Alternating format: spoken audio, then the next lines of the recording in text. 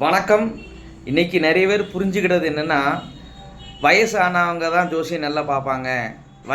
ஜோசியம் பார்க்கணுன்னாலே வயசு தேவை. ஜோதிடர்களுக்கு வயசாகணும். நல்லா நெறச்சி போய் வயசு கூட இருக்கணும் அப்படின்னு நிறைய பொதுமக்கள் எதிர்பார்க்குறாங்க. நான் கேட்குறேன், ஞானத்துக்கும் வயதுக்கும் என்ன சம்பந்தம்? ஒரு பக்தி மார்க்கத்தை எடுத்துக்கிடுவோம். பிரகலாதன்கிறவன் சின்ன சின்ன பையன். பிரகலாதன் ஒரு 5 வயசு 6 வயசு பையன். அவன் நரசிம்மர் மேல் பேர் பக்தி கொண்டு நரசிம்மர் அவனுக்கு காட்சி அளித்தார் அப்படிங்கிறது புராணம்.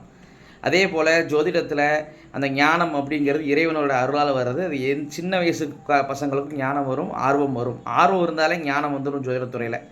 இந்த குறைஞ்ச வயசுலேயும் நான் என்னுடைய ஞானத்தை நான் எப்படி கற்றுக்கிட்டோம்னா, ஒருத்தர் ஜாதகத்தை பார்த்த உடனே படிப்புக்கு சம்மந்தமான வேலைக்கு போவானா, படிப்புக்கு சம்மந்தம் இல்லாத வேலைக்கு போவானான்னு துல்லியமாக சொல்ல முடியும்.